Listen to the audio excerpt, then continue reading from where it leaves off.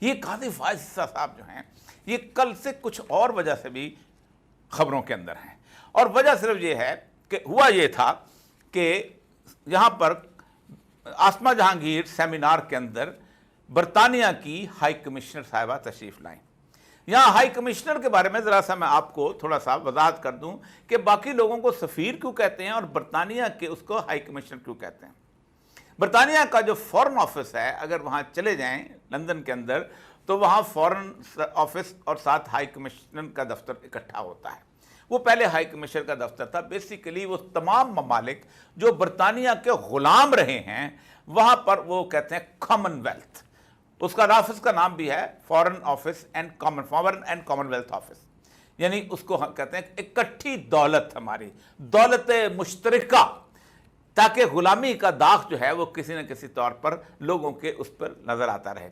دو ممالک ایسے ہیں، بلکہ 3 ممالک ایسے ہیں کہ جنہوں نے ابھی تک ملکہ برطانیہ یا اب تو کنگ چارلس ہو گئے ہیں ان کو اپنا آئینی سربراہ مقرر کر رکھا ہے۔ ایک آسٹریلیا ہے، دوسرا کینیڈا ہے، تیسرا نیوزی لینڈ ہے، اور ان کے جھنڈے کے کونے کے اوپر وہ یونین جیک کی تصویر بھی نظر آتی ہے۔ تو اسی لیے پاکستان جو ہے وہ کامن ویلتھ کا حصہ ہے۔ ذوالفقار علی بھٹو واحد مقبول ترین عوامی رہنما تھا جس نے اقتدار میں آتے ہی سب سے پہلے کہا تھا کہ میں اس غلامی کی لعنت کو ختم کرتا ہوں اور میں کامن ویلتھ سے علیحدگی کا اعلان کرتا ہوں، میں دولت مشترکہ کا حصہ نہیں بنوں گا۔ یہی وجہ ہے کہ پاکستان جو تھا اس کے بعد وہاں پاکستان میں برطانیہ کا سفیر ہونے لگ گیا تھا، لیکن اب پاکستان میں وہ ہائی کمشنر ہوتے ہیں۔ وہ ہائی کمشنر جو ہیں وہ ظاہر بات ہے کامن ویلتھ کی وہ پرانی یادداشتوں، برٹش انڈیا اور لیگسی اور سارا کچھ وہ آسما جہانگیر کے شو میں آئیں جو سیمینار، اور انہوں نے تقریر کرتے ہوئے نے کہا کہ ہمیں بہت تشویش ہے کہ پاکستان کے اندر فیئر اینڈ فری الیکشنز نہیں ہوئے، اور خاص طور پہ انٹرنیٹ بند ہوا، یہ ہوا فلاں ہوا، لیکن اس نے جو قاضی فائز عیسیٰ صاحب کو خاص طور پہ جو تکلیف دینے والی بات کی وہ یہ تھی کہ بلے کا نشان جو ہے وہ انہوں نے ان سے چھین لیا۔ اب اس بلے کے نشان کو چھیننے کی بنیادی وجہ تھی جس کی وجہ سے پاکستان کے اندر ایک تھرتھلی مچی، ایک حالات خراب ہوئے، لیکن پاکستان کی عوام نے ایک لفظ ہوتا ہے انگریزی میں ریزیلینس اس شخص کو کہتے ہیں کہ جو شخص قوت کے مقابلے میں اپنی جو ہے برداشت کو اس سطح پہ لے جاتا ہے کہ پھر اس کے بعد وہ دکھاتا ہے کہ میں کیا چیز ہوں۔ اور پاکستانی قوم میں انگریزی کا اتنا خوبصورت یہ لفظ ہے، ایک ایسا جواب جو ایک کمزور آدمی کا اپنی قوت اور اپنے جذبے اور اپنی کوشش سے ایسا جواب ہو کہ طاقتور آدمی جب پیچھے ہٹ جائے، اور اس کو ریزیلینس کہتے ہیں۔ اس ریزیلینس جو تھا اس کے ایک انگریزی کا بہت خوبصورت لفظ ہے، آپ اگر ڈکشنری میں جا کے اس کو تشریح بھی کر لیجئے گا، اس ریزیلینس کا عالم یہ تھا کہ قاضی فائز صاحب کے اس لکھے ہوئے فیصلے کو عوام نے یوں ریجیکٹ کیا، عوام نے یوں منہ پہ مارا اس پورے کے پورے فیصلے کو اور ردی کی ٹوکری بنا کے رکھ دیا۔ اب ہوا یہ ہے کہ اس فیصلے کے اوپر انہوں نے کہا کہ یہ جو بلے کا نشان چھینا گیا، کیونکہ یورپ جو ہے اور امریکہ جو ہے ان کے ہاں تو تصور نہیں پایا جاتا، حالانکہ 100% لٹریسی ریٹ ہے، لیکن اس کے باوجود بھی بلے کا جو اس کو گدے کا نشان اور اونٹ ہاتھی کا نشان جو ہے وہ امریکہ کے اندر موجود ہے، تمام پارٹیوں کا ایک سمبل ہوتا ہے، اس کی علامت ہے، لیکن آپ نے کہا کہ نہیں۔ اس کے باوجود بھی پھر اس کے بعد ایک پلان کے تحت لوگوں کو کہا گیا کہ قومی اور صوبائی کا ایک ساتھ نشان نہیں ہونا چاہیے۔ یہ تمام ترکیبیں، تمام ذہن، تمام ایول ذہن جو ہوتے ہیں نا، شیطانیت جو ہوتی ہے، تو وہ ساری عوام نے شکست کر کے دے۔ اس کے اوپر جو ہے قاضی فائز صاحب سمجھتے تھے کہ لندن جو ہے یہ کامن ویلتھ جو ہے یہ چونکہ رجیم چینج کی صورتحال ہوئی ہے تو یہ اپریشیٹ کرے گا ہمارے، الٹا انہوں نے تنقید کر دی۔ اب قاضی فائز صاحب کی چونکہ جائیدادیں جو ہیں وہ اب لندن میں ہیں، پاکستان میں نہیں ہیں، اسی جائیدادوں پر تو لڑتے رہے۔ اب فکر لاحق ہو گئی کہ ہمارا تو امیج جو ہے وہ کہتے تھے مرے تھے جن کے لیے وہ رہے وضو کرتے، تو انہوں نے 3 مئی کو ایک خط تحریر کیا۔ قاضی صاحب بڑے مشہور ہیں خط لکھنے، جس زمانے میں ان کے اوپر وہ کیس چل رہا تھا اس کا، تو اس زمانے میں انہوں نے باقاعدہ اس کیس کے اوپر زبردست قسم کی وہ ساری کی ساری جو ہیں خط لکھے تھے، ان کو اپنا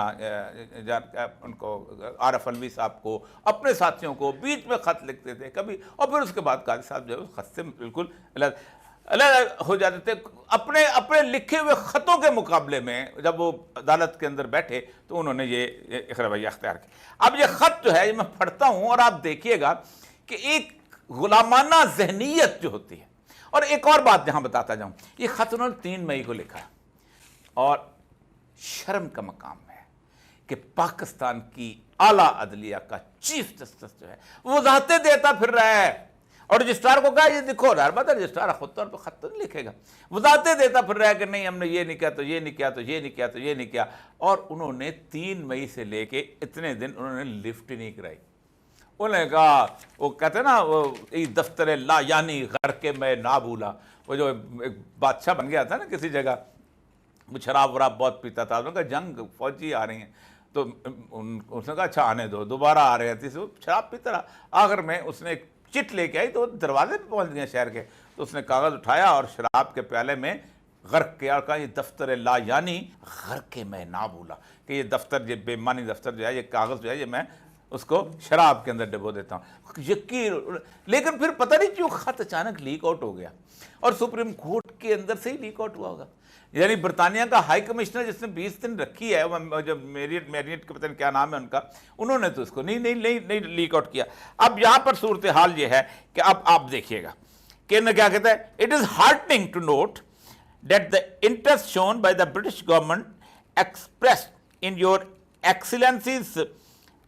ریوٹنگ اسپیچ ان دا، بہت جیسے کہتے ہیں وہ چونکہ انہوں نے کاپی کر کے بھیجا ہے اس لیے بہت ہلکی سی صورتحال آ رہی ہے، میں پڑھتا ہوں۔ At the Asma Jahangir conference underlining the importance of the democracy elections and the need for the open societies. پہلے تو انہوں نے تعریف کی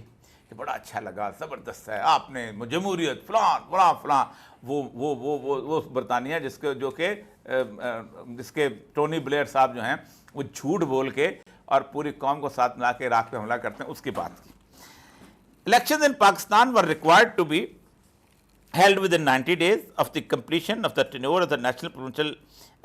Assemblies, but had not taken place because the President and the Election Commission of Pakistan were at odds regarding who is empowered to ensure۔ وہ پورا نے تصویر بتائی ہے کہ نہیں یہ ہو نہیں رہا تھا، تو ہم نے جو ہے 12 دن کے اندر کر دیا۔ جسٹس قاضی فائزہ صاحب، آپ بھٹو کا کیس تو نکال دیتے ہیں، لیکن آپ بندیال صاحب کی وہ ججمنٹ جو تھی، جس کے 14 مئی کے اندر تک الیکشنز ہونے چاہیے، 14 مئی والے دن الیکشن ڈیٹ فکس ہو گئی تھی، اس پر کنٹیمپٹ نہیں کر سکے، سزا نہیں دے سکے آپ۔ اگلا سنیں، previously may wanting to contest elections in Pakistan faced a life time ban because they were not considered honest and trustworthy, لمبی انہوں نے کہانیاں اس میں سنائیں۔ اس کے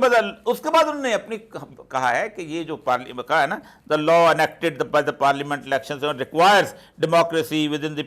political parties by the holding. انہوں نے کہا جی میں بتا دیتا ہوں کہ انہوں نے کہا ہے کہ یہ جو ہم نے فیصلہ کیا ہے نا، یہ اصل میں پولیٹیکل پارٹیز کے اندر الیکشنز ہونے چاہیے تھے، اور وہ الیکشن نہیں ہوتے، اس لیے ہم نے بلے کا نشان چھین لیا، اور یہ لا جو ہے یہ تو اس کا بتاتا ہے۔ اب یہ دلیلیں، یہ آپ پاکستان میں کوئی نہیں مانتا قاضی فائزہ صاحب، یہ ردی کی ٹوکری کون مانے گا؟ 25 سال تک انہوں نے ردی کی ٹوکری سمجھا رکھا۔ یہ آپ کا اس خط نے پاکستان کی 75 سالہ تاریخ میں ہم کو یوں ذلیل و رسوا کر دیا ہے برطانیہ کے سامنے، جس کا آپ تصور نہیں کر سکتے۔ یعنی ہماری حالت یہ ہو گئی ہے کہ ہمارا وہ شخص جس نے ہمیں انصاف دینا ہے، جس میں ایک زمانے میں حالت یہ تھی کہ یہاں سے پاکستان کی کورٹ سے باقاعدہ آرڈر پاس کیے جاتے تھے، برطانیہ کی کورٹ میں ایک شخص جو ہے جا کے کہتا ہے اگر کہ میری بیوی جو ہے میرا بچہ لے کے چلی جائی ہے، تو کسٹڈی لے دی جائے، تو آپ سوچیں کہ وہاں کی اس کورٹ کو برطانیہ کے ہائی کمشنر کے پاس بھیجا جاتا ہے، اور برطانیہ کا ہائی کمشنر آپ کی پوری ایڈمنسٹریشن کو جا کے وہ کسٹڈی لے کے جاتا ہے۔ جہلم میں ایک آدمی ٹیکسی ڈرائیور کے ہاتھوں قتل ہوا تھا، آپ کو اندازہ ہے کہ اس کو اوپر وہاں انہوں نے اپیل کی کہ میں برٹش شہری ہوں، مجھے قتل کیا، اور آ کے انہوں نے یہاں پر آ کے آپ کے اس کو باقاعدہ پھانسی کی سزا دلوائی اور سب کچھ کیا،